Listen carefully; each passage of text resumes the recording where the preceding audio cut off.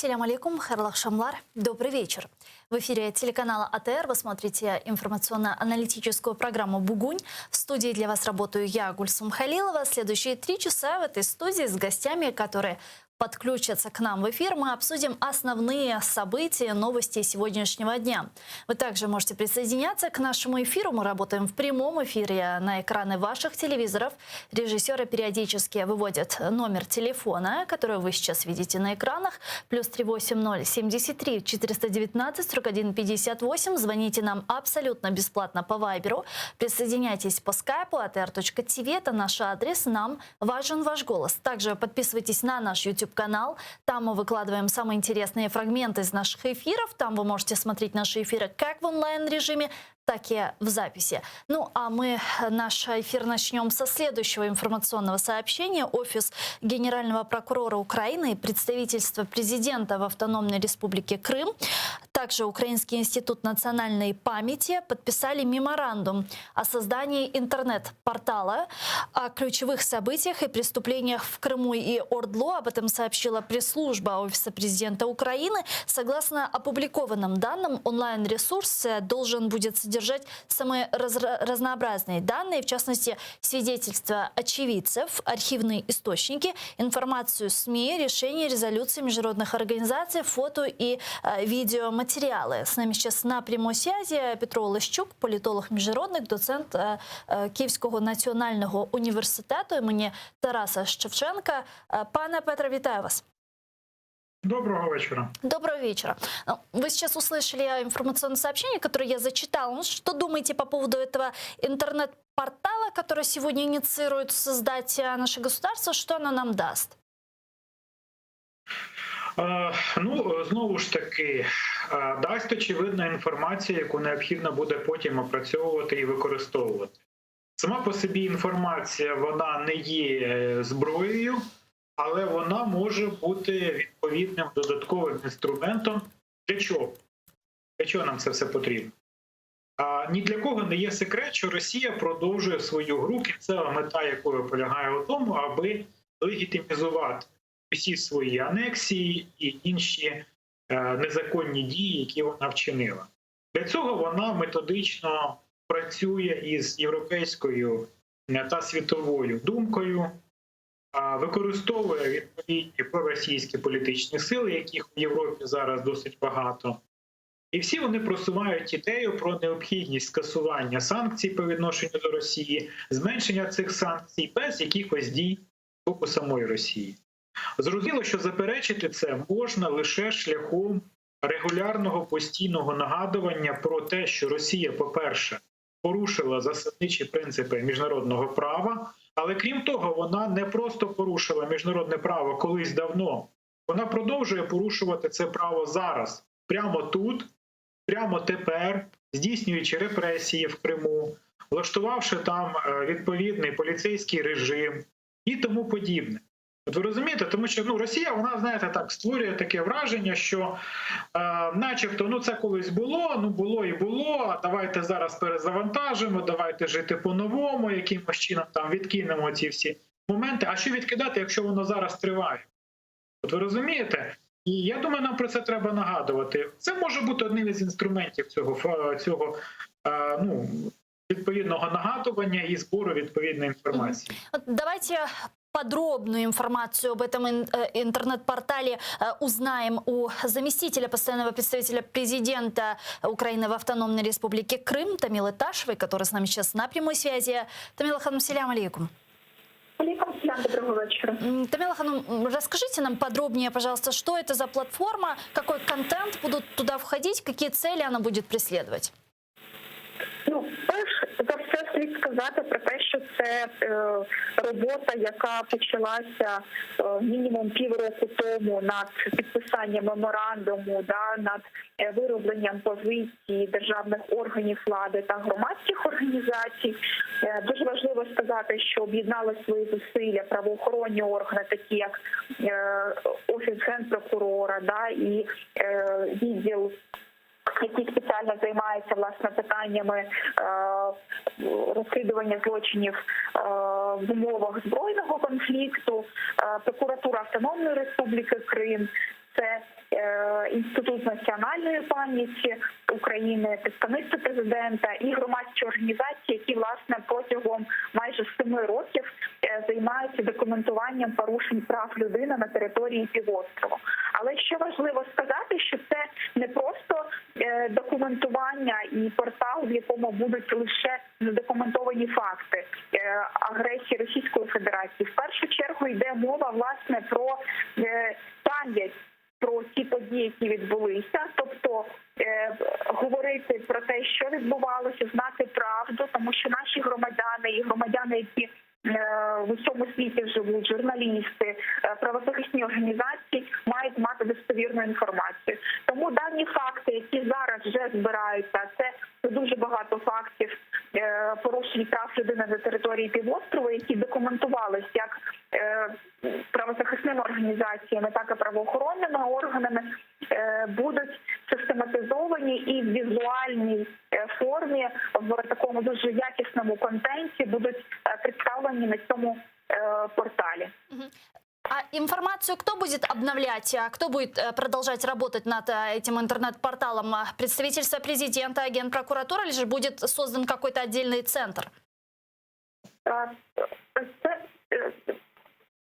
Оновленням інформації, звичайно, що будуть займатися організація-оператор, це організація Прометеус, яка називається, але, звичайно, що в тісній співпраці з правозахисними організаціями і Інститутом національної пам'яті України, Офісом Генпрокурора, Прокуратура Автономної Республіки Крим та, звичайно, що представництвом президента. Тобто це спільний проект, це не одноосібне якісь надбання, і це дуже важливо в спільній колаборації такі, да, і вкладення своїх ресурсів таку роботу здійснювати. Ні Офіс Генпрокурора окремо, ні не знаю, Інститут національної пам'яті або правозахисні організації це не зможуть зробити. Але що правоохоронні органи, звичайно, власне, прокуратура може тут дати, це вивіреність цієї інформації, тому що та інформація, яка буде подана в тому числі на цьому порталі, вона буде ґрунтуватися, власне, на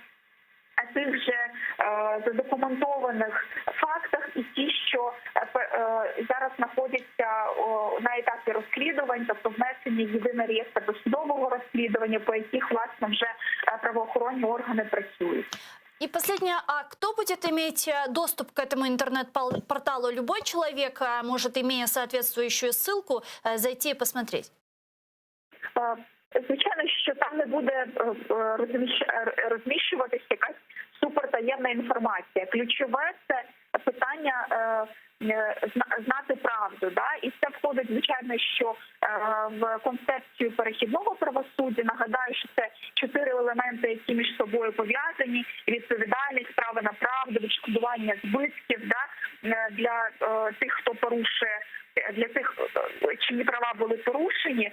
І звичайно, що будь-який громадянин, будь-хто взагалі у світі, тому що ця інформація буде надана українською та англійською, звичайно, що мовою, може зайти на портал і продивитись там ту чи іншу інформацію. Припустимо, День спротиву там 26 лютого 2014 року, да, і що за цим стоїть, і ряд подій інших, які з ним пов'язані, або насильницькі зникнення, які відбуваються на території півострову, і перше насильницьке зникнення Ришата Аметова, хто до цього причетний, тобто конкретні особи, посадові особи, виконавці, да, це буде візуально правильно подано, щоб кожен знав, хто це зробив, тому що, наприклад, прокуратура Автономної Республіки Крим зробила повністю розслідування справи Ришата Аметова і знайдені як виконавці, так і замовники, да, цього зникнення і вбивства подальшого. Тому це дуже важливо показувати, тому що право на правду – це одне з таких дуже важливих прав для людей, для того, щоб подолати цю безкарність, яка відбувається на окупованих територіях. А есть ли какой-то уже дедлайн, когда вы планируете представить этот интернет-портал? Планується, що перша версія або перші певна кількість цих кейсів, да, називаємо це, буде презентована в квітні місяці, але вже, звичайно, що що робота активна дуже ведеться, як з тими, хто пише про це, тому що важливо тут, ми хочемо не писати сухою юридичною мовою, а використати максимальну кількість доступних засобів, як це показати доступно, зрозуміло, щоб в тому числі на цей портал могли заходити там молоде покоління українців, і розуміли, що там відбувається, щоб ці матеріали могли використовувати в своїй роботі вчителі або експертне середовище, тобто для достатньо такого широкого кола цікавлених осіб.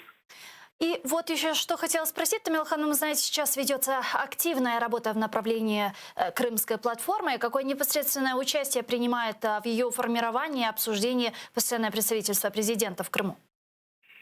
Насправді з самого початку, з моменту тільки початку обговорень ініціативи Кримської платформи, разом з Міністерством закордонних справ ми обговорювали перші ідеї, драфти тої декларації кримської, яка, ми сподіваємось, буде підписана на першому офіційному саміті започаткування Кримської платформи. Звісно, що ми долучаємось на різних етапах. Не так давно комунікували, звісно, що з Міністерством закордонних справ передавали свої напрацювання щодо роботи Кримської платформи на рівнях, як експертному, так і в тому числі на найвищому рівні. Тому, звісно, що ми залучені, і всю інформацію, яка є в нашому розпорядженні, над якою ми працюємо, звісно, що ми її передаємо до Міністерства закордонних справ і залучені до цієї ініціативи. Дякую дуже. Чохсагл у нас Тамила Ташева, заместитель постоянного представителя президента Украины в Автономной Республике Крым, была с нами на прямой связи. Ну, как я действительно сказала, что Крымская платформа сейчас набирает обороты. Только недавно первый заместитель министра иностранных дел Украины Мия Джапар представила депутатам Европарламента платформу по деоккупации Крыма и пригласила их принять участие в этой инициативе. Как сообщили в украинском внешнеполитическом ведомстве, в онлайн-мероприятии приняли участие различные народные депутаты и депутаты Европейского парламента от Польши, генеральный секретарь партии «Европейские консерваторы» и реформисты, а также депутаты Европейского парламента от Литовской Республики. Вот о чем говорится в сообщении МИДа. Наголошуючи на необхідності активізувати зусилля по деокупації Криму та подолання наслідків окупації, перший заступник міністра представила учасникам заходу нову ініціативу України «Кримську платформу» і запросила євродепутатів долучитися до її роботи на парламентському напрямі. Важливим елементом заходу також стало представлення народними депутатами України Рустемом Умеровим, Лізою Ясько і Вадимом Галайчуком нового міжфракційного об'єднання «Кримська платформа» у Верховній Раді України. Также исследователь Стэнфордского университета и бывший посол США в Украине Стивен Пайфер считает, что США примут участие в работе Крымской платформы. Вот что он сказал. Америка буде дотримуватися політики підтримки України, в тому числі це передбачатиме участь в таких речах, як Міжнародна Кримська платформа. А також вона буде підтримувати Україну в питаннях прав людини, зокрема щодо того, що відбувається в Криму.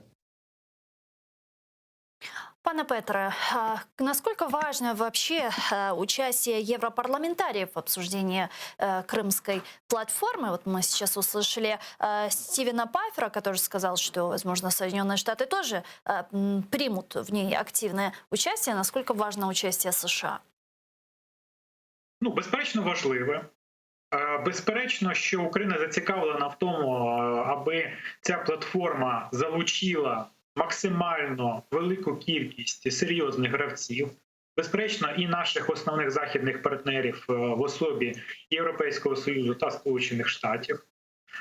Наприклад, буквально нещодавно вийшло в Нью-Йорк Таймс інтерв'ю з президентом України Володимиром Зеленським. Да. І там, зокрема, висловлювалося відповідні сподівання, що Сполучені Штати після президентських виборів активніше включаться в питання російсько-української війни, в питання протидії російської агресії, і, зокрема, в Криму так само. З одного боку, Зеленський, він, безперечно, подякував президенту Трампу, тому що за часів президентства Трампа Україна одержала як летальну зброю, так і статус особливого партнера НАТО. І це не можна забути. Водночас ми знаємо, що обраний президент Байден неодноразово висловлювався щодо України, щодо необхідності протидії російській агресії, яка є загрозою не лише для України, але й для всього світу. Він неодноразово виступав з відповідними заявами. Ну і крім того, він займався українським питанням, ще будучи віце-президентом Сполучених Штатів. Це дозволяє нам розраховувати на те, що Сполучені Штати активізуються в цьому напрямку. Ну і ми, звичайно, повинні це використати і залучати Сполучені Штати. Тому що так або інакше, все одно основний наш партнер – це Сполучені Штати. Сполучені Штати – це країна, яка найбільшу допомогу надала Україні після початку російської агресії. Ну і, в принципі, це країна, яка є, мабуть, найбільш значимою у сучасному світі. Тому, безпечно, ми зацікавлені, щоб вони залучалися, щоб Європейський Союз залучався, щоб, зрештою, такі важливі гравці в регіоні, як Туреччина, активно брали участь в роботі Кримської платформи.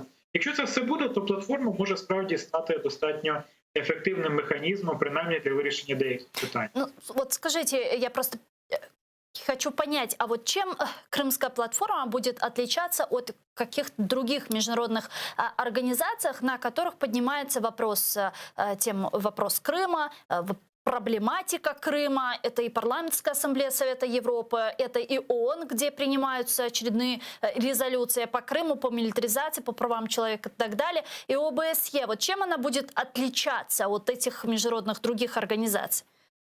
Ну, ви знаєте, я не є організатором і ініціатором Кримської платформи, це все ж таки питання Офісу президента України. Исходя, по крайней мере, с той информации, которой мы сегодня владеем с вами.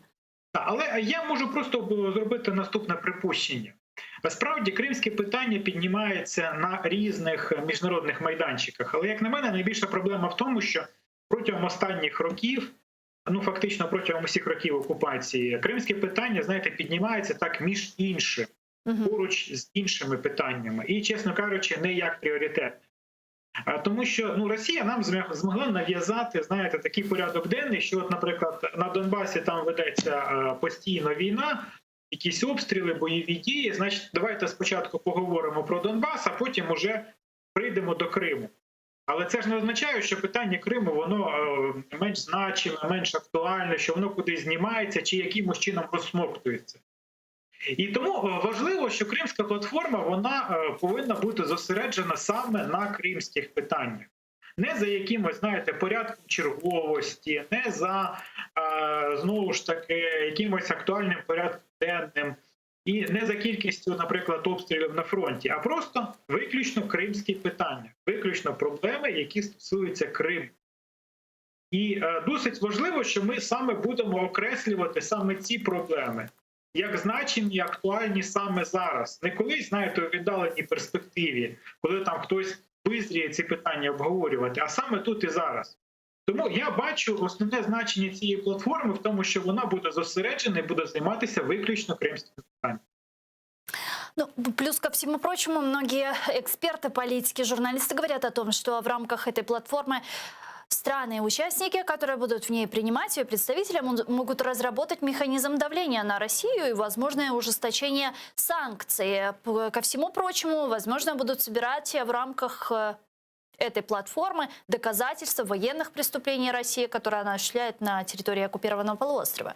Как это потом можно будет использовать?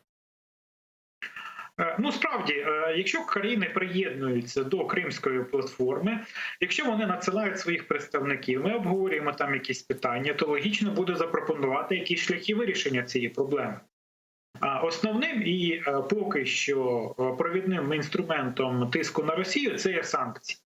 Притому, знову ж таки, свого часу, коли була розпочата агресія, то відбулося розподілення санкцій на кримські, на санкції, які накладені були за агресію на Донбасі. І вони достатньо різновеликі і різнозначні своєю природою. Я думаю, що Україні варто розпочати із того, аби поставити питання про те, що санкції мають бути прив'язані навіть не до мінських домовленостей, а до самого факту присутності російського агресора на території України. На міжнародно визнаній конституційній території України. І крім того, ну справді, якщо ми будемо обговорювати, наприклад, якісь питання, які стосуються прав людини, стосуються екологічної ситуації в Криму, то логічно ставити питання про те, що по відношенню до цих питань мають бути якісь санкції запроваджені додатково. Ну, наприклад, проти тих, хто бере активну участь в порушенні прав людини в Криму, хто має активний стосунок, наприклад, до впровадження репресій, до установ, які, наприклад, мають стосунок до погіршення екологічної ситуації в Криму. Ми знаємо, що зараз в Криму дуже погана ситуація із збереженням історичної спадщини.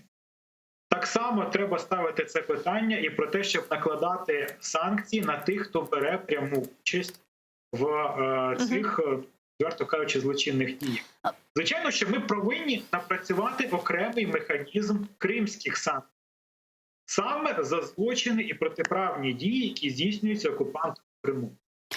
Вы затронули тему с дефицитом воды на территории полуострова. Я бы хотела остановиться на этой теме и обсудить подробнее, учитывая, что вот сегодня появилось такое сообщение. В Симферополе произошла очередная авария на сетях холодного водоснабжения. В связи с этим жители десятка улиц оккупированного Россией города снова остались без воды. По данным оккупационного предприятия «Вода Крыма», для жителей 6 улиц водоснабжение частично должны восстановить вскоре, а еще на 4 улицах возобновление работы водопровода речи пока не идет. Тем временем Украина возобновит водоснабжение Крыма только после деоккупации полуострова. Однако поставки в составе специальных конвоев возможны в случае гуманитарной катастрофы. Об этом заявил вице-премьер-министр по вопросам реинтеграции временно оккупированных территорий Алексей Резников. Давайте вместе послушаем его цитату.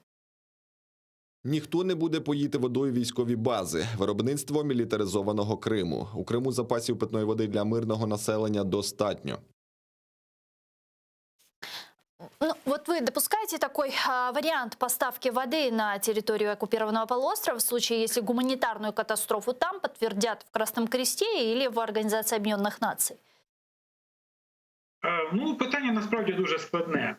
Справді дуже часто лунають відповідні заяви, але насправді глобально позиція української держави з цього питання залишається незмінною. І, чесно кажучи, я особливо в можливості постачання цієї самої води в Крим найближчим часом не вірю. Але чому робляться відповідні заяви? Ми чули їх дуже багато про можливість постачання води в Крим. Ну, ми не повинні налаштовувати проти себе мешканців Криму, тому що ми знаємо, що Росія, вона методично використовує пропагандистську тезу. Це Україна не дає воду в Крим, значить це Україна у всьому винувата. Немає води – винувата Україна, немає грошей – винувата Україна, немає овочів – так само винувата Україна. Україна повинна демонструвати, що вона вважає Крим своєю територією. І це означає, що ми повинні бути в будь-який момент готові відновити конституційний лад, відновити економіку, відновити економічні зв'язки. Інакше ці всі заяви – це пусті декларації. Ну, але з іншого боку, уявити собі, що справді Росія дасть можливість визнати в Криму стан відповідної гуманітарної катастрофи, ну давайте відверто, я в це не вірю. Тому що це буде пропагандистський крах путінського режиму. Тому що вони поставили собі за мету показати, як все прекрасно в Криму після окупації. І вони ніколи не визнають, навіть якщо там справді буде катастрофа, вони ніколи цього не визнають, не будуть давати можливості. Це буде такий король голий вже. Так, вони не будуть допускати спостерігачів, не будуть дозволяти це все фіксувати. Ну тому що це ж пряме продовження відповідних традицій радянського режиму, коли всі екологічні катастрофи приховувалися, робилося вигляд, що нічого не відбулося і тому подібне. Ну а вопрос же дефицита воды каким-то образом решать нужно. Мы же все видим, насколько сейчас критическая ситуация с наполняемостью водохранилищ. Вот те меры, которые сегодня предпринимают оккупационные власти, они же неадекватные. Где-то заканчивается вода, перебрасывают воду с другого водохранилища, и вода заканчивается и там. И люди, которые там, к которым поступала вода из того водохранилища, тоже остаются без воды в итоге. Ну, знову ж таки, описувати дії російської влади в категоріях адекватності, мабуть, не доводиться. І це стосується не лише Криму, це стосується всієї території, над якою вони здійснюють свою юрисдикцію. Але публічно вони, знову ж таки, от бачите, яка з їхньої точки зору, з їхньої позиції виходить шизофренічна ситуація. Вони з одного боку закликають відновити постачання води, з іншого боку говорять, що у нас все прекрасно, все під контролем, все контролюється, води достатньо. І оці дві прямо протилежні позиції, вони постійно лунають з боку офіційних представників оккупаційної адміністрації. Ну, там реальная дискоммуникация, потому что оккупационные власти говорят об одном, а в Кремле говорят совершенно о другом. Вы, наверное, недавно слышали пресс-конференцию Путина, на которой он говорил, что проблем с пресной водой для местных жителей полуострова нет. А вот оккупационный глава Крыма Сергей Аксенов говорит противоположные вещи, диаметрально противоположные. Он говорит, что запасов воды на территории полуострова нет и нужно строить опреснительные установки. Ну і Поклонська закликає Маска їхати в Крим, забезпечувати водою. Я не думаю, що це дискомунікація. Я думаю, що це просто, знаєте, така своєрідна гра. Тому що Путін говорить, що в них все прекрасно, він не може іншого казати. Ну тому що це ж Путін, це відповідний канонізований герой, який лише долає проблеми і приносить перемоги. Ну а місцеві чиновники, вони можуть казати про якісь проблеми, про якісь недоліки і тому подібне. Але справді ситуація достатньо шизофренічна. Як вони її будуть вирішувати, я сказати не можу. Тому що залізти в голову шизофреніка неможливо. Можливо, шляхом чергової ескалації. Тому що це, знаєте, російський спосіб вирішення будь-яких проблем. Не знаю, що робити, починай війну. Можливо, знову ж таки, шляхом якихось спроб вирішити цю проблему якимись нетрадиційними російськими способами, тим самим опрісненням і так далі. Я не знаю, що вони будуть робити. Справді, вони цю проблему не вирішать, тому що немає у них для цього можливостей. Тому, швидше за все, вони будуть тривалий час робити вигляд, що все прекрасно, водночас намагаючись якимось чином знайти якісь альтернативні варіанти, яких все одно не буде. Ну вот мы можем сказать, согласно той информации, которой сегодня мы владеем, что перекрытие Северокрымского канала руководством Украины стало эффективным инструментом давления на Россию? Ви розумієте, і так, і ні. Чому? Чому так? Чому Тому так, що чому ні? насправді Чому так? Тому що справді це суттєво посилює витрати Росії на утримання окупаційного контингенту, ну і загалом окупаційної адміністрації в Криму. Це робить Крим для Росії дуже дорогим і обтяжливим, який вимиває дуже серйозні ресурси, які, чесно кажучи, не виправдані суто економічно. Тобто цей геополітичний проєкт, він суто економічно себе не виправдовує. І в таких умовах виправдати себе не може. Чому ні? Тому що Росія, вона в цій ситуації керується своїми неоімперіалістськими уявленнями, а не тверезим розрахунком. Тобто вони не здійснювали проєкт окупації Криму, виходячи із суто економічних розрахунків. А вони готові, і вони це показують і в Сирії, і в Африці, і в Азії, і зрештою скрізь, що вони готові витрачати мільярди на оці самі імперіалістські проекти, які не передбачають якихось суттєвих доходів для Росії. Вони готові платити цю ціну поки що. Наскільки їх вистачить, я вам не скажу, і, мабуть, ніхто не скаже. Можливо, це спровокує якісь руйнівні процеси в самій Росії. Зрозуміло, що це справді робить окупацію більш дорогою, більш невигідною, і це справді може в кінцевому рахунку допомогти її припинити. Давайте перейдем к следующей оккупированной территории, обсудим подробнее Донбасс. Украинская сторона в вопросе мирного урегулирования конфликта на востоке страны уже сегодня работает по плану «Б». Этот план заключается в работе над реинтеграцией временно оккупированных территорий еще до того, как Россия выведет свои войска. Об этом заявил вице-премьер, министр по вопросам временно оккупированных территорий Алексей Резников. Вот что он сказал. Ми вже сьогодні працюємо за планом Б, коли працюємо над реінтеграцією, не чекаючи деокупації. Коли пишемо закон про державну політику перехідного періоду. Цього не було 6 років. У нас конфліктують нормативні акти, закони, постанови, укази. К нашей дискуссии присоединяется Игорь Лапин, народный депутат Украины 8-го созыва. Пане Ігоре, вітаю вас. Доброго вечора. Доброго вечера. Верховная Рада не знает, с какими предложениями выходит и о чем договаривается трехсторонняя контактная группа по урегулированию конфликта на Донбассе. Об этом заявил председатель фракции «Голос» Сергей Рахманин. Вот что он сказал, предлагаю вместе нам послушать.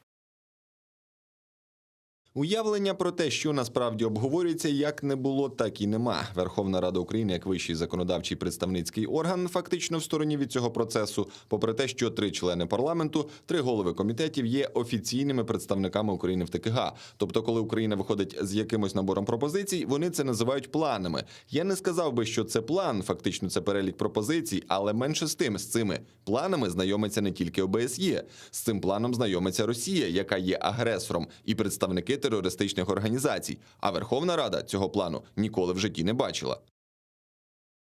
Пане Игорю, у вас есть понимание, о чем действительно говорят в рамках трехсторонней контактной группы в Минске? Какие планы там обсуждают? Учитывая, что мы некоторое время назад говорили о плане А, пытались выяснить с нашими гостями, и, если я не ошибаюсь, мы даже с вами разговаривали о неком плане Б, который планируется представить властью сегодня уже в 2021 году. А сейчас нам Резников говорит, что, оказывается, мы уже работаем по плану Б. Мы что-то действительно не понимаем или что?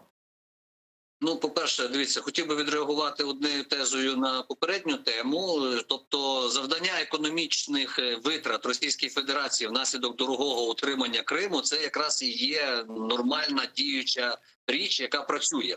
Тепер стосовно заяви Резнікова. Ну, вона щось така залишилася тихенькою, тільки зараз починає висвітлюватися. Я думаю, що скоро Резнікова будь-які патріотичні сили почнуть розпинати саме за ці тези, що ми тут говоримо про якусь реінтеграцію, не говорячи про безпекову частину. І тепер стосовно заяви Рахманіна. Ну, дивіться, давайте все-таки будемо відвертими. Мінська ТКГ, вона не є генератор ідей. Це не генератор ідей. Це інструментарій, який втілює в життя ідеї пана Зеленського. А також це є інструментарій, який озвучує ідеї пана Зеленського і далі, в залежності від реакції, нам можуть приподнести. Чи це була особиста думка пана Фокіна, наприклад, а не учасника Мінської ТКГ? Чи це була особиста думка, там, наприклад, того ж самого пана Кравчука? А ви думаєте, що ці всі ідеї генерує сам лично Зеленський? Дивіться, ну, по-перше, давайте все-таки, в нас президент Зеленський є безпосередньо відповідальною особою за національну безпеку і зовнішню політику держави. Ну, це його все. Нормандська зустріч відповідала і домовленості, окрім тих, які нам відомі, відкрита частина домовленості. Ми ж не знаємо, про що була розмова з Путіним на протязі там 20 хвилин віч-навіч. Так, ми ж цього не знаємо. Тобто, це все йде в рамках виконання Зеленським своїх зобов'язань. Безпосередньо тих, які він на себе взяв в нормандській зустрічі.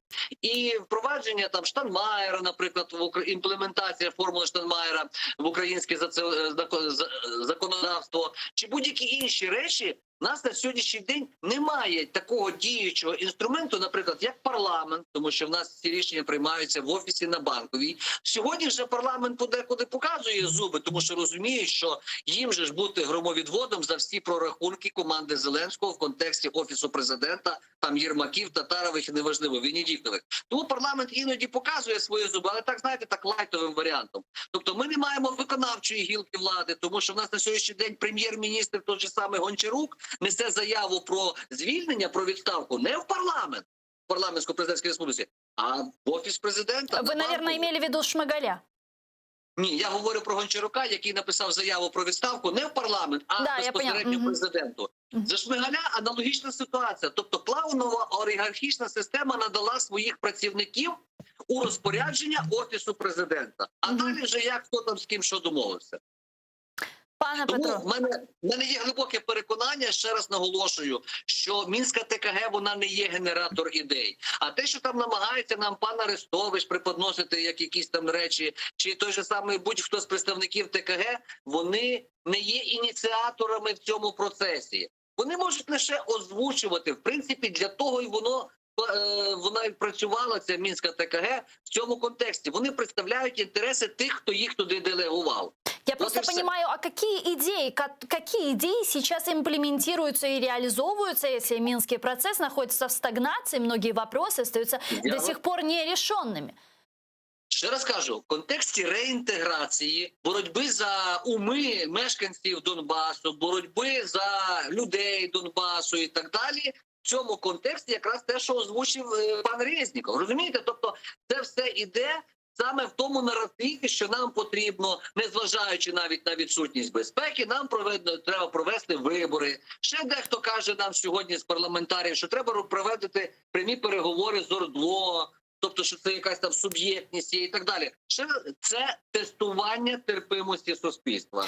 Зеленський їхав в нормандський формат щось підписувати. Пам'ятаємо історію, як Сурков кидає якісь документи цьому Єрмаку і з криками «ми так не договарювались». Тобто, якби не громадянське суспільство, то, можливо, він би там більше в відкритій частині нам напідписував. Але він розуміє, що таким, знаєте, нахрапом внести зміни до Конституції, прийняти вибори на Донбасі, незважаючи на стандарти ОБСЄ, безпеку і так далі, так не вийде. Він це розуміє, але для тестування терпимості якраз мінські переговорники можуть використовувати свою нібито особисту позицію, так як вже ми вчули ці позиції в озвученні різних представників саме мінського формату. Пане Петро, что думаете, вы также интерпретируете эти заявления Алексея Резникова? Ну, він подібні заяви, знову ж таки, робить не в перше і не в останнє. Стосовно інформування громадськості, ну, чесно кажучи, громадськість інформували приблизно так само і раніше. Я, чесно кажучи, пригадую, як Верховна Рада голосувала за закон про особливий порядок самоврядування на території окремих районів Донецької і Луганської області. Чесно кажучи, тоді ніхто нікому нічого не пояснював, і більше того, це призвело до відповідного громадянського протистояння. І роль Верховної Ради тоді була, ну, приблизно така сама, як і зараз. Це Тому Верховна що Рада сьомого скликання, я хочу наголосити. Сьомого скликання. Сьомого. Угу. Так, абсолютно вірно. І, чесно кажучи, я не думаю, що голосування із виключеним табло – це зразок публічності і залучення громадянського суспільства до обговорення відповідних проблем. Справді, багато про що не говорять. Не говорили з 2014 року, коли укладалися мінські домовленості, не говорили далі. Зараз так само багато про що, очевидно, не розказують. І про відповідний переговорний процес, і про рішення, які ухвалюються. Стосовно ролі тристоронньої контактної групи, я погоджуюсь. Це справді не той орган, який ухвалює якісь політичні рішення. І він не може ухвалювати політичні рішення. Політичні рішення можуть ухвалюватися лише на рівні тих, хто відповідає за дипломатію, конкретно президентів. Тобто на рівні президентів політичні рішення ухвалюються, а тристороння контактна група, вона може лише узгоджувати якісь технічні питання. Як міняти полонених, де там розводити, в якій точці, де там не розводити, де розвести раніше, де розвести пізніше і так далі. Но ведь даже эти технические вопросы не решаются. До політичного рішення, ухваленого вищим політичним керівництвом. І політичне керівництво, до речі, несе за ці рішення відповідальність. Не тристороння контактна група, а особисто президент як очільник дипломатии державы в цей момент. Но мы ведь видим, что даже эти технические вопросы в подгруппах трехсторонней контактной группы, они ведь не решаются. И они блокируются Россией. Разве нет, пане Ігорю? Ну, тут, по-перше за все, вони того і не вирішуються і блокуються Росією, бо нам хочуть нав'язати тезу, що є ініціатива ОРДЛО. І треба Києву сідати з Донецьком. Тому вони і блокують будь-які ініціативи.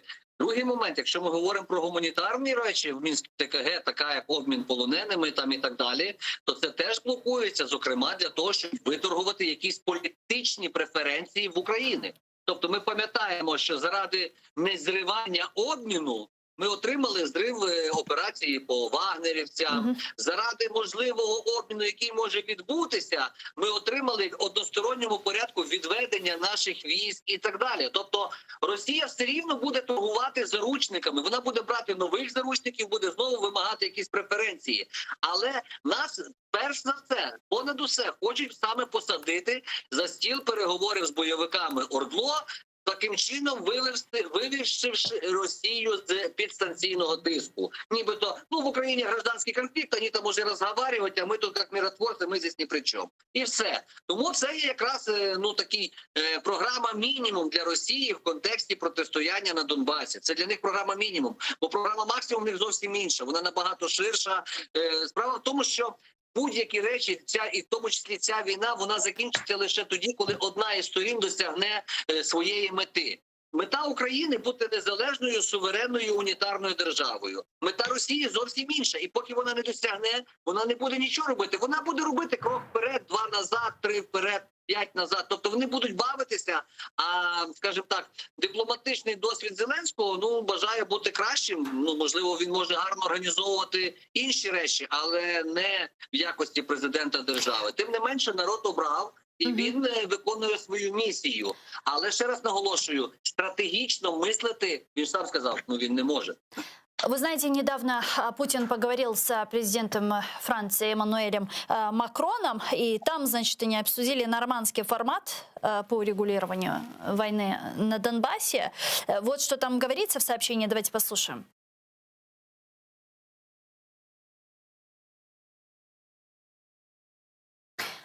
А вы видите, пожалуйста, цитату МИД РФ о разговоре Владимира Путина с Макроном? Эта тема предметно обсуждалась, но перед тем, как говорить о сроках, нужно все-таки инвентаризировать реализацию тех договоренностей, которые в Париже были достигнуты, и в этом плане пока похвастаться сильно нечем. Ну а вчера с Эммануэлем Макроном говорил и президент Украины Владимир Зеленский, также обсудили там ситуацию на Донбассе, обсудили коронавирус. Вот цитата нашего ведомства. Це жест справжньої дружби. Ціную підтримку Францією суверенітету і територіальної цілісності України і наших мирних ініціатив. Как вы видите, пане Петро, роль Эммануэля Макрона в обсуждении урегулирования войны на востоке Украины? С Путиным говорит без Украины о нас, вот с нами говорил недавно. Ми ж знаємо, що позиція Франції, вона першопочатково була такою достатньо двозначною. І це так само не є якоюсь великою новиною, так само це було і до Макрона. Тобто позиція Франції, вона з одного боку полягає у постійному декларуванні підтримки територіальної цілісності і суверенітету України, а з іншого боку постійних намаганнях знайти якісь компромісні рішення з Росією. Росія це прекрасно розуміє, тому використовує Францію як спосіб внесення розладу в відповідну коаліцію, яка на даний момент Росії протистоїть. Тут, знову ж таки, нічого глобально нового немає. Ми просто повинні розуміти одну просту річ, що ні Франція, ні Німеччина за нас наші проблеми вирішувати не буде за нас Росію якось там знищувати і тому подібне. Вони реалізують свою політику. Але Франція, вона послідовно декларує, щонайменше декларує підтримку територіальної цілісності і суверенітету України, підтримує бодай ті санкції, які є на даний момент. І наша задача, в принципі, це втримати, як і роль Франції в якості посередника в відповідному форматі, який гарантує виконання мінських домовленостей. На більше на даному етапі ми, мабуть, розраховувати не можемо і навряд чи доцільно розраховувати від Франції на більше. Дякую дуже, пане Петро. Петро Олещук був з нами на прямому зв'язку, політолог-міжнародник, доцент Київського національного університету імені Тараса Шевченка Чохсавлнус. Пане Игорю, вот сейчас активно в офисе президента обсуждают возможную встречу 4 лидеров в нормандском формате. Вот только недавно у нас к нам подключалась в эфир народный депутат из «Слуги народа» Марьяна Безлукова, она еще находится в комитете по вопросам национальной безопасности и обороны, которая сказала, что сейчас всерьез рассчитывают на возможную такую встречу и даже ведется вот некая работа. Это реально или это фантастика вот сейчас до Нового года осуществить такую встречу? Ну, це, знаєте, це, можливо, якісь там фантазії пані Безуглої. Ну, в них там зараз, до речі, я вам кажу, там в комітеті є за чим зайнятися на тлі того, що проводиться міжнародне розслідування питання справи вагнерівців за участю, скажімо так, європейських певних спецслужб. Тому в них там зараз в комітеті, повірте мені, дуже велика паніка, в тому числі у всій фракції «Слуга народу» в цьому контексті справи вагнерівців. Тому що дуже багато з них саботували, відверто саботували створення ТСК, багато з них покривали ці речі з оточення президента, я маю на увазі. І в них там зараз, повірте, є чим зайнятися. Для того, щоб відволікти увагу, а ось наш великий лідер скоро зустрінеться знову в нормандському форматі. Ну, по-перше, Зеленський, на моє глибоке переконання, не виконав домашнє завдання, яке він отримав віч-навіч від Путіна.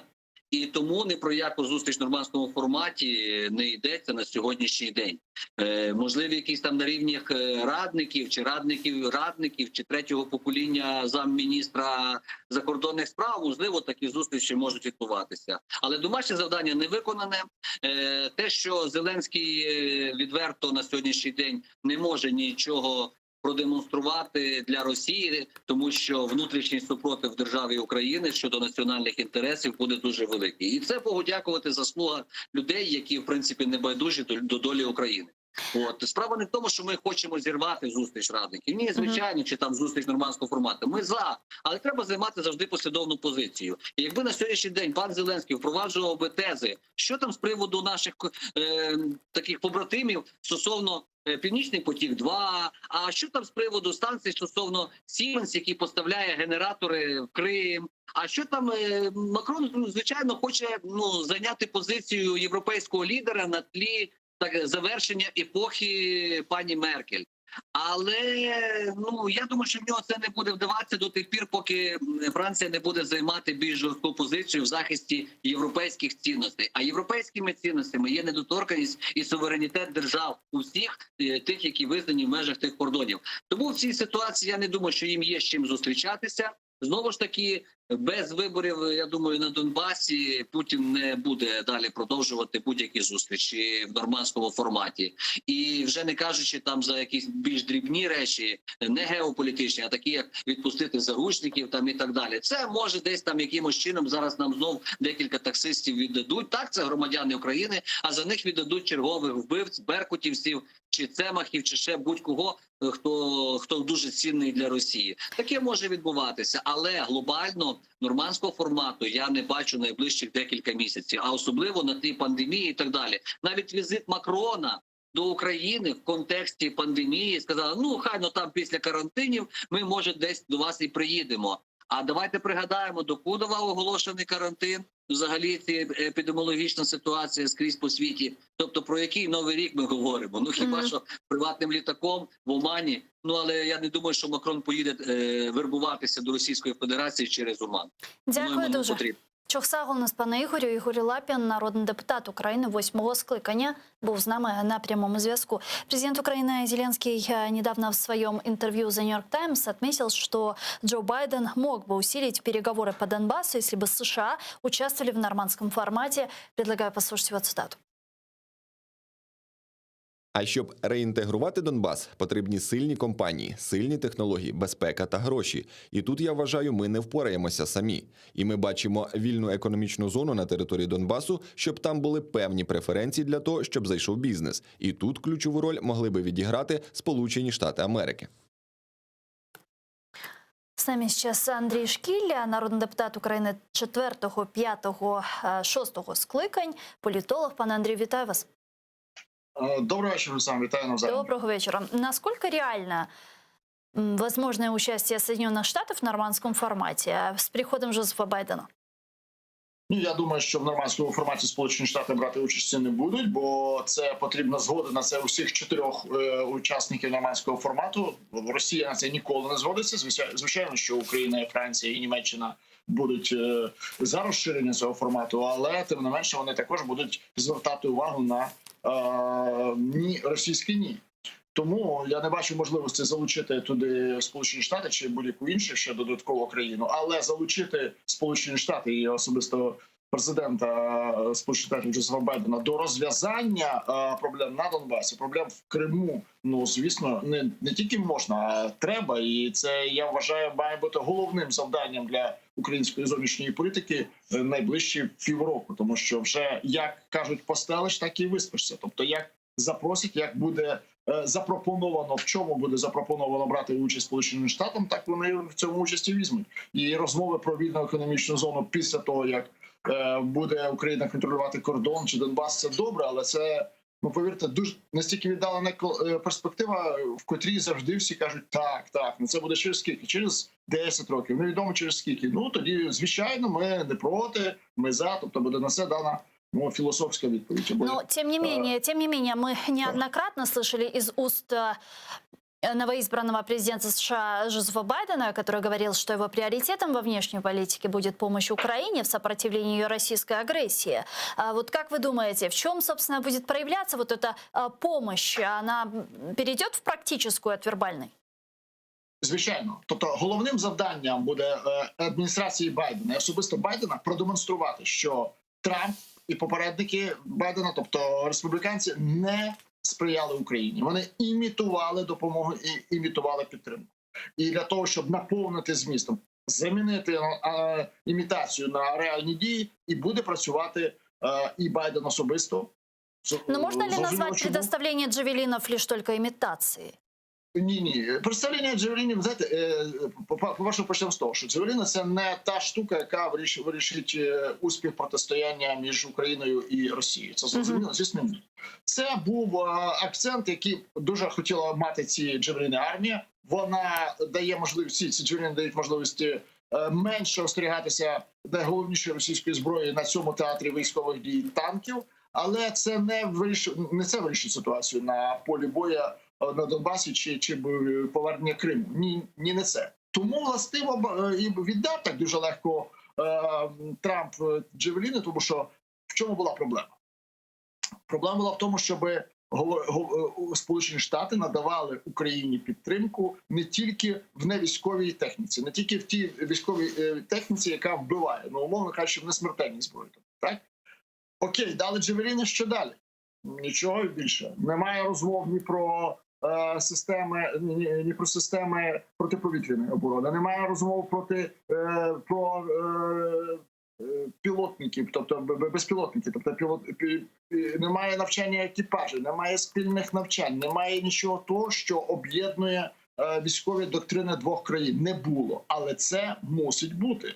Тобто, чим має вирізнитися Байден? Властиво цим. Будуть нові технології, Україна їх отримає обов'язково. Ні, ну і звичайно, що тільки не захоче. Бо отримання нових технологій – це може важливіше, ніж розірвати дипломатичні стосунки з Росією, бо вони ж Україною до цього часу дипломатичні стосунки з окупантом не розірвані. Тому такі деякі речі сакральні треба буде припиняти. Тобто треба буде нарешті продемонструвати, що нам потрібна допомога в захисті суверенітету України, а не для того, щоб комусь допомогти на виборах. Тобто, якщо є загроза суверенітету, то українська держава має відповідно себе і поводити. Не тільки в спільних військових навчаннях, але в спільній військовій доктрині і в спільній зовнішній доктрині. Україна має визначитися, чи шукає вона свого майбутнього на Заході, чи вона шукає його на Сході, чи вона знову збирається залишитися в такому шпагаті між Сходом і Заходом. Тобто це буде вимагати звичайної дії з боку України. Тобто Байден, на відміну від Трампа, буде вимогливим помічником. Він буде ставити вимоги і значно більше і якісніше допомагати в випадку, коли ці вимоги, чи потреби, чи пропозиції будуть виконані. Тобто і цими вимогами буде посилення української державності, посилення армії, посилення реформ. Звісно, тоді тільки так будуються двосторонні стосунки. Вони не будуються, то нати вам 2 джавеліни, все, і більше не проходить. Це не двосторонні стосунки, це просто стосунки між державою, яка просить, і державою, яка дає. Такие стосунки, звичайно, Украине не потрібні. Учитывая, что Европа поддерживала Джозефа Байдена на президентских выборах США, вот многие эксперты говорят о том, что, возможно, Джозеф Байден пересмотрит политику Соединенных Штатов в отношении Северного потока-2. Как вы думаете, такое реально?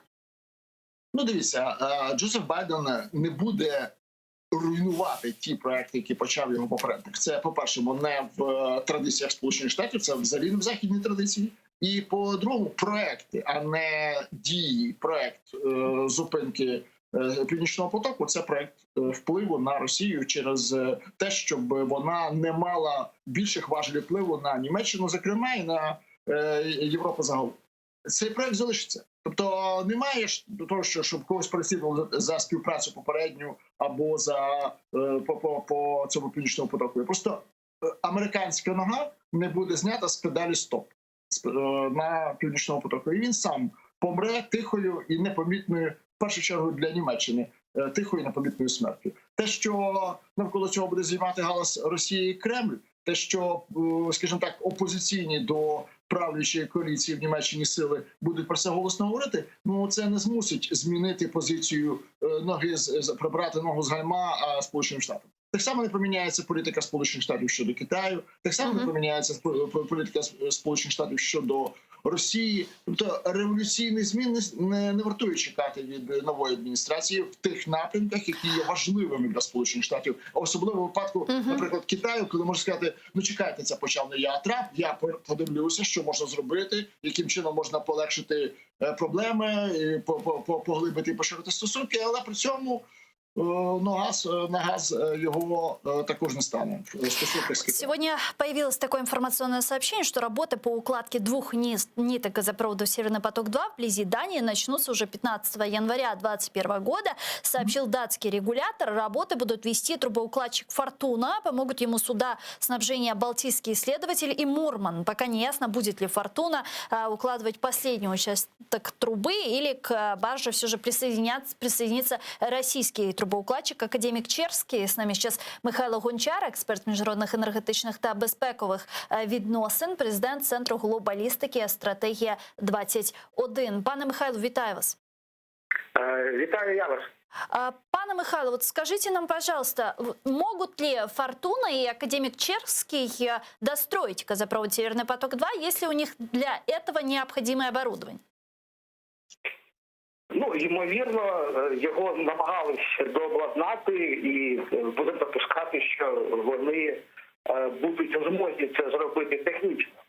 Але якщо вони будуть укладати трубу такими темпами, як це зараз «Фортуна» укладає в німецькому секторі, в виключній морській економічній зоні Німеччини, то, власне кажучи, це розтягнеться на дуже багато часу.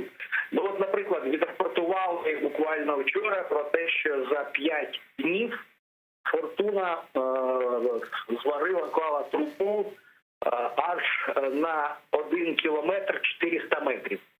Тобто, грубо кажучи, в середньому по 280 метрів щодоби укладалося. Якщо це екстраполювати на той шматок, що залишився у Данській морській економічній зоні, а це там близько 160 кілометрів, то вони будуть укладати трубу з такою швидкістю десь приблизно 1,5 року, якщо не більше.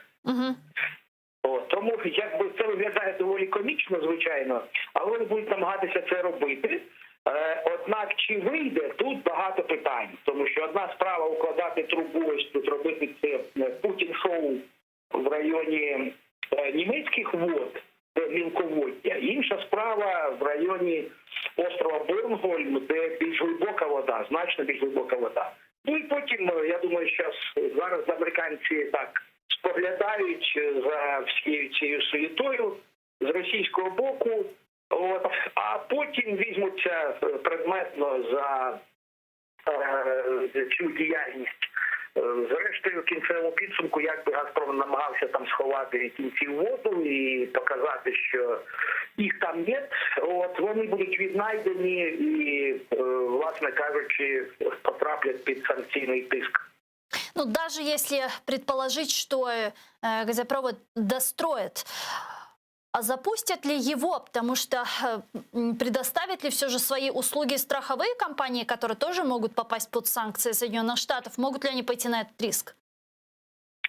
Ну, це теж питання, звичайно. Якби в Сполучених Штатах доволі детально продумали алгоритм введення різного роду санкцій проти різного роду суб'єктів. І дійсно сценарій, коли труба збудована, укладена, але не може експлуатуватись, він один із тих ймовірних, які теж були обраховані. Ну і звісно, що ще залишається останній аргумент, який, можливо, в Сполучених Штатах ще не довикористали на той випадок, якщо раптом ті добудують і попри все там запустять експлуатацію, то, власне кажучи, можуть бути прийняті відповідні дії законодавчого плану про те, що використання газу з цього маршруту Північний потік-2 потрапить також під санкційний режим. Для цього є багато підстав, особливо на тлі останніх дій Росії, вкрай недружніх до Сполучених Штатів, мається на увазі кібератака, масована кібернапад посіді. Плюс, знову ж таки, нові подробиці справи навколо Навального. Все це якраз синхронізовано в часі з відновленням Північного потоку-2, і тут напрошується якраз сценарій асиметричних санкцій з боку Сполучених Штатів за кібернапад проти Росії у вигляді додаткового санкційного пакету, куди потрапить ще раз і Північний потік-2, і турецький потік. Дякую дуже. Чохсагл, у нас Михайло Гончар був з нами на прямому зв'язку. Експерт з міжнародних енергетичних та безпекових відносин, президент Центру глобалістики «Стратегія-21». Пане Андрію, вы чули зараз, вы слышали сейчас нашу беседу с паном Михайлом. Что думаете, допустим, если достроить даже «Северный поток-2», нуждается ли сегодня Европа вот в таком количестве газа от России? Ну, звичайно, дивіться, якщо б цей газ йшов законно від держави з хоча б стабільною демократією, а не з країною з всіма на всіх парах, яка летить в тоталітаризм такий сталінського типу, то ніколи би не зашкодив зайвий газ. Тобто зайвої енергоносія ніколи не буває. Просто ціна може регулюватися, можуть будуватися на якісь тобі підприємства, виробництво, але ж не це головне. Головне, що Росія в цій короткій перспективі не зміниться. І не зміниться для того ж настільки, щоб цей газопровід міг бути введений в експлуатацію повноцінно, ну а тим паче купляти газ. Ну, добудувати цілком ймовірно, що вдасться за 2 роки там над зусиллями. Ну, по-перше, треба ще ці 2 роки прожити, пробути, продивитися, що буде відбуватися в самій Росії упродовж цих 1,5-2 років. Друге, я цілком згоден, що страхові компанії будуть, скажімо так, мати серйозну небезпеку бути зачиненими, якщо це міжнародні компанії. Тобто вони не просто санкції на них накладуть, вони їх просто викинуть з ринку. Це значно більше буде, ніж короткотермінові чи довготривалі санкції. І третє, те, що з Німеччиною буде проведена та ж сама дія, як проводиться з будь-якими іншими партнерами Сполучених Штатів, де коли енергоносій з країни, яка обтяжена санкціями, не може бути запущений у європейський ринок енергоносій. Чи це електрична електрика, чи це я не знаю, газ, чи нафта, чи вугілля. Все це я не бачу перспектив участі цього газопроводу за нинішньої влади Росії в енергосистемі Європейського Союзу. Дякую дуже, пане Андрію. Андрій Шкіль, політичний аналітик, був з нами на прямому зв'язку. Но я хочу перейти к следующей теме, к теме, которую мы уже затрагивали. Это отравление Алексея Навального, это расследование, которое он недавно опубликовал на своем YouTube-канале. И вот сегодня в ведущем медицинском журнале The Lancet опубликовали отчет о лечении российского оппозиционера Навального в берлинской клинике Шарите. На сайте клиники указано, что отчет опубликован с согласия Навального. Материал получил название «Отравление нервным агентом «Новичок». В документе указано, что у Навального было диагностировано тяжелое отравление. Впоследствии лаборатория Вооруженных сил Германии выявила фосфорорганическое нервно-паралитическое вещество из группы «Новичок» в образцах крови, взятых сразу после госпитализации оппозиционера в Шарите. Вот как эту новость сам прокомментировал российский оппозиционер Алексей Навальный. Предлагаю его послушать. Боюсь, что теперь даже незыблемого авторитета доктора Мураховского, бывшего главного врача Омской больницы скорой помощи, а ныне министра здравоохранения Омской области, не хватит. Ну, конечно, скоро в телевизоре нам скажут, как можно сравнивать какой-то жалкий Ланцет. Всего лишь главный научный и медицинский журнал мира. И великих светил Мураховского и Сабаева с их обменом веществ. Тем не менее, сегодня на сайте госпиталя Шарите, где я провел месяц, опубликован пресс-релиз. Называется он «8-е и финальное заявление по делу Навального». Напомню, совсем недавно российский оппозиционер Навальный опубликовал видео, в котором общается якобы с одним из сотрудников Федеральной службы безопасности, которые следили за ним и участвовали в спецоперации по его отравлению. На видео Навальный общается с работником ФСБ Константином Кудрявцевым, и тот почти подтверждает, что у политика пытались убить, и даже в деталях рассказывает, каким образом. Пресс-секретарь Путина Песков заявил, что, по его мнению, Алексея Навального наблюдается мания величия, мания преследования. Так он отреагировал на вопросы журналистов о заявлениях Алексея Навального. Вот что он сказал. Давайте послушаем Пескова. Позволю себе личную точку зрения. В целом, можно сказать, что у больного наблюдается ярко выраженная мания преследования. Можно также четко установить определенное проявление мании величия. Как говорят, он себя сравнивает с Иисусом. В остальном, конечно, проявление по Фрейду. Такая зацикленность на гульфиковой зоне. Российский политический деятель Леонид Гозман с нами сейчас на прямой связи. Леонид Яковлевич, здравствуйте. Добрый день. Что вы думаете по поводу этого всего? Штирлиц никогда не был так близок к провалу или что? Да, Штирлиц давно уже провалился, давно уже в дерьме весь абсолютно, понимаете? Главное, что над ним смеются, чего никогда раньше не было. Хотя они уже нам показали своих штирлицев, когда пытались отравить Скрипаля, помните? Да, Петров наверное, и Баширов. Да, наверное, вас их тоже показывали с узбекских туристов, конечно, совершенно убогие какие-то фигуры. Вот. Но сейчас как-то все это еще смешнее. И мне кажется, что нанесен страшный удар по престижу Федеральной службы безопасности, по престижу наших органов. Понимаете, когда начинают смеяться, это вообще очень здорово.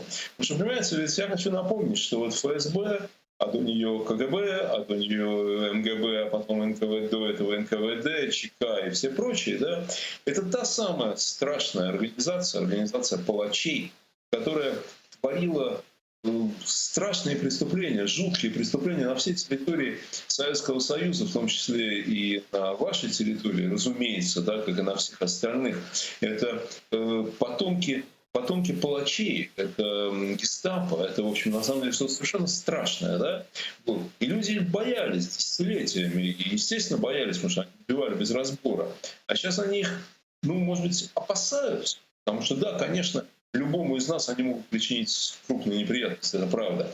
Но над ними стали смеяться, их перестали уважать. И это очень здорово. И главное, еще, очень важное последствие, я думаю, что вот эта потеря престижа, потеря уважения, она коснулась не только людей со стороны, таких как я, которые смотрят на них со стороны и смеются. Вообще, конечно, лучшего подарка для дню чекиста было сделать нельзя, чем тот, который сделал нам всем Навальный. Это просто прекрасно. Вот. А я думаю, что уважение потеряно и внутри органов.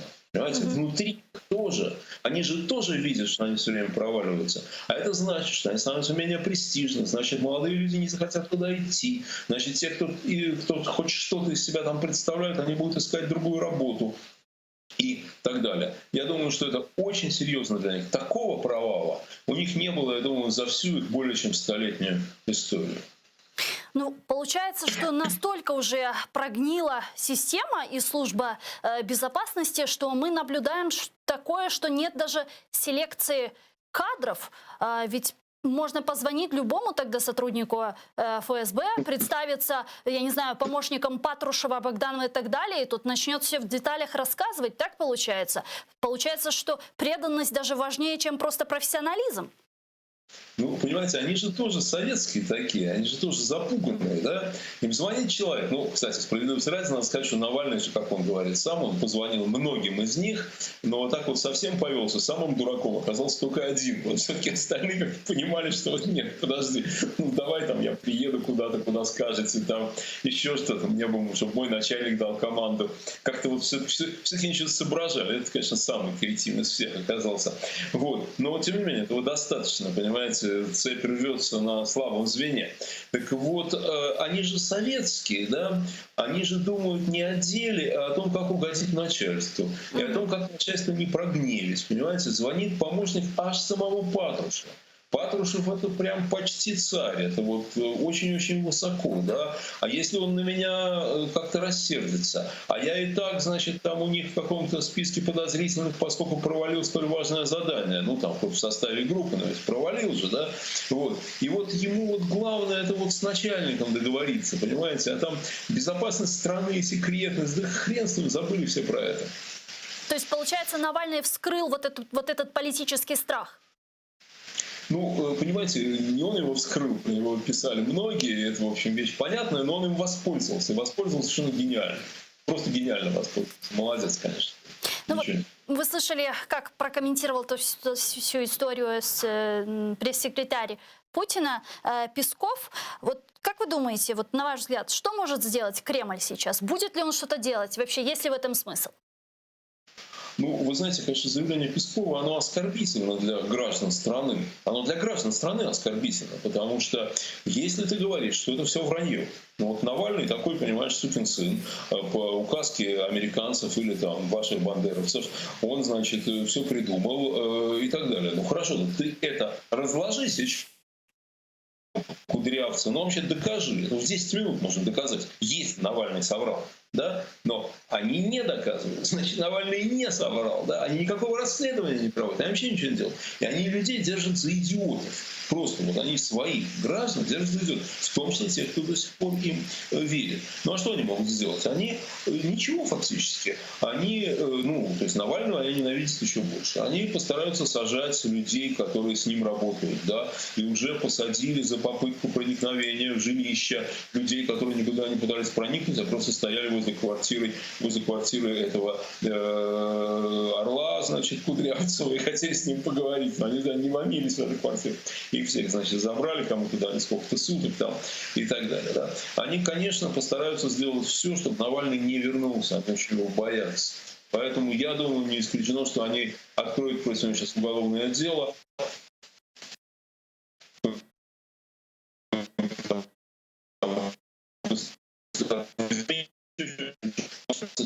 Не мог довести дело до конца, чтобы его убить. Леонид Яковлевич, у нас чуть-чуть прервалась связь, мы вас очень плохо слышали, я бы хотела, чтобы вы еще раз продублировали. То есть вы считаете, что Навальному с Германии он откроет в России, возможно, какое-то уголовное дело и не впустят его в Россию или сделают все, чтобы он не смог приехать? Да, потому что... Сейчас слышите нормально? Да, вот сейчас слышим хорошо. Ну, враги, ну что делать? Вот, значит, они постараются, чтобы он не возвращался. Они постараются. С другой стороны, я думаю, что этого парня можно остановить только пулей. Понимаете, он настолько вообще уже, вот это его жизнь, Он, конечно, прекрасно понимает, что его могут убить. Он прекрасно все это понимает. Он эти риски уже давно на себя принял. Я полагаю, что он постарается вернуться. Они постараются, чтобы он не вернулся. Если уж совсем до края дойдет, они могут его убить, на самом деле. Они могут его убить. Я думаю, что он эту опасность понимает, ну, уж точно не хуже, чем я. Вот. Но они, конечно, в тяжелейшем положении.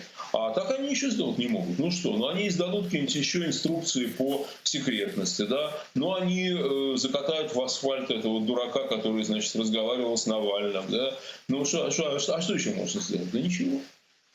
Ну вот существует такая непопулярная версия. Вот вчера в нашем эфире был Александр Сотник, который озвучил такую непопулярную версию. Он сказал, что Навальный есть инструмент одной из, возможно, влиятельных сил в окружении руководства Кремля, что называется, одной из башен, возможно, Кремля. Вот вы не допускаете такую версию? Вы знаете, я признаю право любого человека относиться к Навальному как угодно. Понимаете, считать его там негодяем, там кем-то. Да ради бога, это очень, понимаете, ну, неприкасаемых не существует на самом деле, да. Поэтому господин Сотник к нему плохо относится, пускай он к нему плохо относится. Ну что ж, не нанимался к нему относиться хорошо. Но, понимаете, какой там расклад наверху в Кремле, этого не знает никто. Те, кто сливают инсайды, те, разумеется, врут, потому что инсайдов нету. Вот. А, значит, то, что кто-то в окружении Путина может считать, что деятельность Навального на самом деле выгодна, потому что они сделают то-то, то-то, на такой ход они сделают так, на такой так, и тогда вместо Путина придет к власти вот он лично, да, вот не Навальный, а вот этот, который так думает, это, конечно, не исключено. Это, конечно, не исключено. Вот. Но считать, что все это Кремль придумал, понимаете, что это такая хитрая задумка Кремля, ну не надо Кремль демонизировать и обожествлять. Вот. Ну не способны они на такие тонкие операции. А если бы это Навальный все придумал, его бы давно разоблачили. Вот после того, как всплыла вот вся эта история, мы увидели всего лишь несколько одиночных пикетов в Томске. Вот недавно известный режиссер Манский выходил к зданию ФСБ с, значит, нижним бельем в руках. Почему такая, собственно, пассивная реакция? Не было какой-то масштабной реакции во время отравления, после того, как стало известно, что Навальный в коме, и после того, как стало известно, что его отравили новичком, и вот сейчас всплывает вот эта история. Что идет не так? Почему нет реакции общества?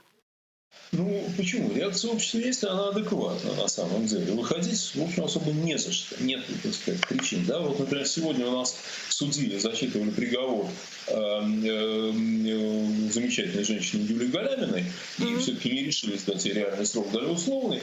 И на зачтение этого приговора, несмотря на коронавирус и прочие неприятности, ну, человек 300 там возле суда стояло, понимаете? Вот то, что такая слабая реакция, ну, невыраженная реакция, там, митингами, там, чем-то по поводу отравления Навального, здесь я вижу две причины. Одну я, так сказать, сам придумал, другую услышал от очень умного человека. Значит, ту, которую сам придумал. Понимаете, не случилось ничего неожиданного. Вот ничего неожиданного. Вот понимаете, нас, вот, ни меня, ни никого из моих друзей не удивило, что наша власть может отдать приказ отравить человека, политического оппонента ядом. Ну вот нет, не удивило. Да? Не удивило, что объектом стал Алексей Анатольевич, потому что понятно, что они его ненавидят больше всех. Он на острие атаки. Вот, ну, вот так случилось, такой путь он выбрал. Вот. Кроме того, он сразу с самолета попал в реанимацию, из реанимации в Германию. Но вот выходить и требовать чего? Понимаете? Вот люди выходят, требуют свободу. Когда его там несколько лет назад посадили, то там 50 тысяч человек в Москве вышло, сказали «свободу Навальному». Да? Когда он сидел, я вот тоже в пикет выходил с такой же, значит, лозунгом таким, значит, свободу Навальному. Да? Потому что это конкретное требование. А здесь какое требование? Путину застрелиться от позора, да, ну, как-то это вот такое странное достаточно требование. Вот. А кроме того, его сейчас вот не было таких реакций, потому что сейчас, и вот это уже не я придумал эту мудрую мысль, а сейчас он не слабый, сейчас он сильный. Это он нападает. Он сильнее Путина сейчас. То есть это уже не жертва, получается? Какая жертва? Да они сейчас там все жертвы. Он же их в угол загоняет, он же с ними делает, что хочет, понимаете, как кот с мышкой. Он сначала выпустил первое расследование, дал возможность собрать всем, вот, а после этого выпустил свой разговор с этим придурком-то, значит, который с ним общался, государственную тайну выдал. Вот, понимаете? То есть вообще как все мудро продумано, как здорово все сделано. Да? То есть он не слабый, он сильный. Тут впору уже сторонникам Путина выходить на демонстрации руки прочь от Владимира Владимировича. Понимаете, потому что он его загоняет. Алексей его загоняет в угол. А Алексей его сейчас преследует. Да, хорошо, что преследует. Но чего? За что защищать? Только вот аплодировать. Ну, мы аплодируем. Хорошо, молодец. Здорово. Причем, кстати, я хочу отметить, что аплодисменты идут сейчас вовсе не только от тех, которые являются его такими железными сторонниками. Да? Вот. Я к ним не принадлежу, например. Но я, тем не менее, восхищен тем, что он сейчас сделал. Я благодарен ему бесконечно за вот это, за то, как он опозорил эти страшные, омерзительные службы. Это, конечно, великолепно.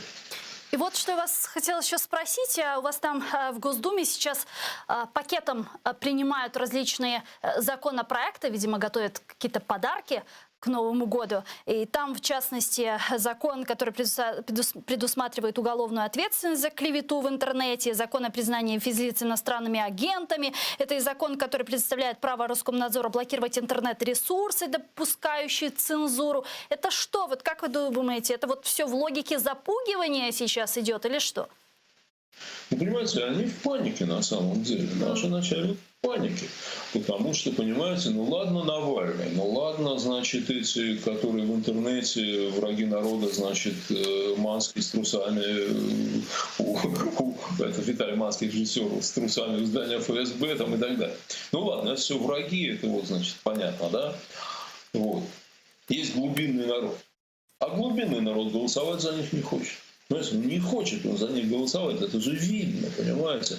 Как там еще 2 года назад избрали Фургала в Хабаровском крае. 2 года назад был никто, из вас его был никак, понимаете. Вот. Вообще люди готовы голосовать за табуретку сейчас, лишь бы не за Единую Россию, не за их ставленников. Да? Они это видят, они понимают, они... По их придворные социологи вынуждены говорить о падении, катастрофическом падении рейтинга и всех государственных органов, ну, там, Единая Россия вообще уже где-то в минусах находится, да, но и самого вождя Владимира Владимировича Путина, да, вот. А предложить им людям нечего, понимаете, нечего им людям предложить, ну, и поэтому они все больше ориентируются только на репрессии. Вот, и они готовят репрессивное законодательство, они его уже приготовили. Оно безумное совершенно. Причем совершенно понятно, что новая власть, постпутинская Россия, она все это должна будет отменить. Ежу понятно, потому что законы такие совсем бредовые, честно говоря. Спасибо вам большое. Дуже дякую. Чухсагу у нас пана Леониду. Леонид Гозман, российский политический деятель, был с нами на прямой связи. Но я, к сожалению, вынужден с вами попрощаться. Мы прощаемся ненадолго, прерываемся буквально на 5 минут. А далее эфир информационно-аналитической программы «Бугунь». Мы уже продолжим на крымско-татарском языке. Не переключайтесь, Куршкенча.